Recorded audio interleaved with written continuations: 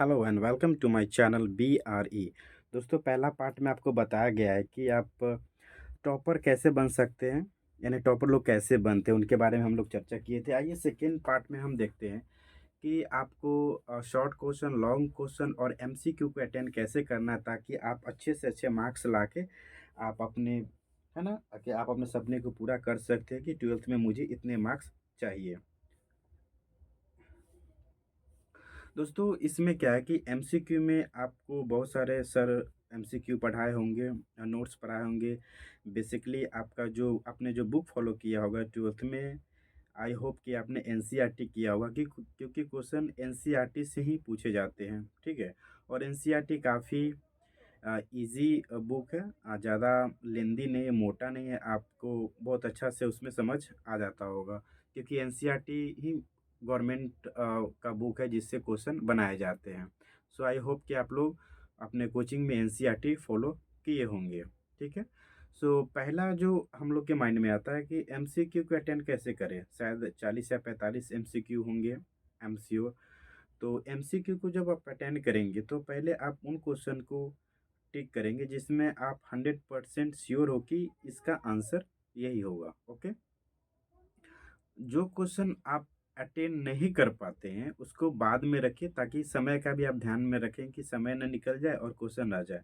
इसलिए पहले क्या करेंगे, उस क्वेश्चन को अटेंड कीजिए जिस पर आप श्योर है। फिर नेक्स्ट सेशन ये रखिए कि जिस क्वेश्चन में आपको लग रहा है कि इसका आंसर ये होगा, तो बहुत सारे आपने MCQ पढ़े होंगे, याद किए होंगे, तो आपको पता होगा कि इसका आंसर तो इस क्वेश्चन में होगा, तो इस हिसाब से आप एलिमिनेट कर सकते हैं। और बाकी एग्जाम के अंदर में जो क्वेश्चन नहीं आते हैं, तो आप लोग को पता है कि आप हैंडल कैसे कर सकते हैं। यहाँ पे ओपनली बता नहीं सकते, बट आप लोग वहाँ मैनेज कर लेंगे, ठीक है। वहाँ पे आप लोग को अ, उपलब्ध हो जाती है आंसर, ठीक है। क्योंकि बिहार में तो पहले वाली बात रही नहीं, बिहार में बाहर है। वो 15 से पहले था कि लोग चीट ज़्यादा चलते थे, बट वो चीज़ अब नहीं है, ठीक है। फिर भी थोड़ा बहुत अगर चलता है तो आप लोग अंदर में MCQ को सॉल्व कर लेंगे। आइए बात करते हैं शॉर्ट क्वेश्चन और लॉन्ग क्वेश्चन का। तो सबसे पहले क्या करेंगे कि अगर आप शॉर्ट क्वेश्चन लिख रहे हैं तो जैसे बोर्ड पे हमने लिखा है, एक प्रश्न लिख के इक्वल का चिन्ह दिया हुआ है, ठीक है, डॉट डॉट और क्वेश्चन मार्क ब्रैकेट में क्या है, शॉर्ट क्वेश्चन। तो आप लोग ऐसे ही लिखेंगे, क्योंकि एग्जामिनर जो कॉपी चेक करते हैं, अगर आपने डायरेक्ट आंसर लिख दिया तो फिर वो क्या है कि क्वेश्चन वो मिलाएंगे कि किस क्वेश्चन का इन्होंने आंसर लिखा है। तो इससे क्या है कि हो सकता है कि प्रेजेंटेशन में वो आपको अच्छा मार्क्स नहीं दे। इसलिए क्या करेंगे, जब 2 नंबर का क्वेश्चन लिख रहे हैं तो इस तरीक़ा से नंबर 1 लिख के प्रश्न लिख लेंगे, उसके बाद डॉट डॉट मार के लास्ट में क्वेश्चन मार्क लिख दीजिएगा ब्रैकेट दे के, ठीक है।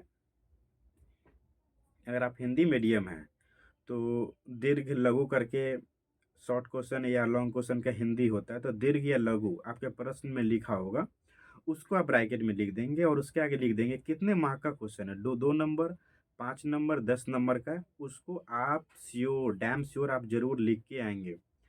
फिर कर लॉन्ग क्वेश्चन का होगा तो वैसे ही लिखेंगे, सेकेंड प्रश्न लिख के डॉट डॉट क्वेश्चन मार्क और ब्रैकेट में देंगे लॉन्ग क्वेश्चन और 5 मार्क्स। इस तरीका से आप हर क्वेश्चन को अटेंड करेंगे, ओके।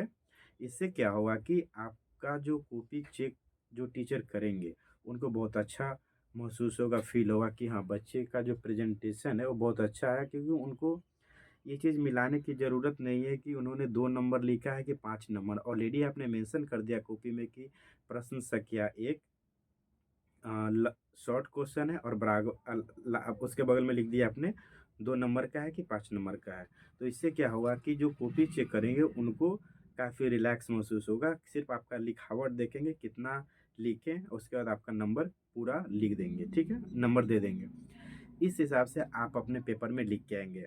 अब बात आती है कि 2 नंबर और 4 5 नंबर में कितना हम लिखे। देखिए, अगर 2 नंबर का है तो परिभाषा वगैरह करके फॉर्मूला आएगा, तो आप 2 से 3 लाइन लिखेंगे। लेकिन अगर आप अच्छा आंसर जानते तो 4 5 6 लाइन लिखने की कोशिश करें, ताकि अगर उसमें उदाहरण एग्जाम्पल बनता हो तो वो भी आप लिखने की कोशिश करें। और जो लॉन्ग क्वेश्चन होते हैं जिसमें आप 10 12 लाइन लिखते हैं, तो इतना ध्यान में रखेंगे कि आप पैराग्राफ चेंज करके लिखेंगे 4 5 लाइन के बाद, एक हाफ पैराग्राफ लेके लिखेंगे ताकि लिखावट जो होगा वो काफ़ी सुंदर दिखेगी। ओके। तो ये तरीका है आपको एग्ज़ाम में लिखने का। अगर मैथ वगैरह आप बनाते हैं तो मैथ में जब आप प्रूफ करते हैं एलएचएस बराबर आरएचएस, तो लास्ट में जब लिखेंगे ना प्रूफ करके तो नीचे से ब्लैक पेन से अंडरलाइन कर देंगे या उसको गोला घेर देंगे ताकि एग्जामिनर को ये पता चल सके हाँ बच्चे ने पूरा प्रूफ कर दिया है। ठीक है। इस तरीक़ा से अगर आप लिख के आते हैं तो श्योर कि आपका मार्क्स बहुत अच्छा आएगा। और कोई भी डाउट आपको होता है कि नहीं 12th में हमें और क्या करना चाहिए तो आप कमेंट करके बताइए, ठीक है? उस पे डिस्कस किया जाएगा। अभी आपको 4-5 दिन एग्ज़ाम में बाकी है ताकि आप फुल मोटिवेट रहें, बी एकदम पोटेंशियल एनर्जी आपके भरा रहना चाहिए, ठीक है? पढ़ाई में कोई कमी नहीं होनी चाहिए। और जैसा शॉर्ट क्वेश्चन और लॉन्ग क्वेश्चन मैंने बताया है जैसे लिख के बोर्ड पे, आप ऐसे ही एग्ज़ाम में पेपर में लिख के आइए।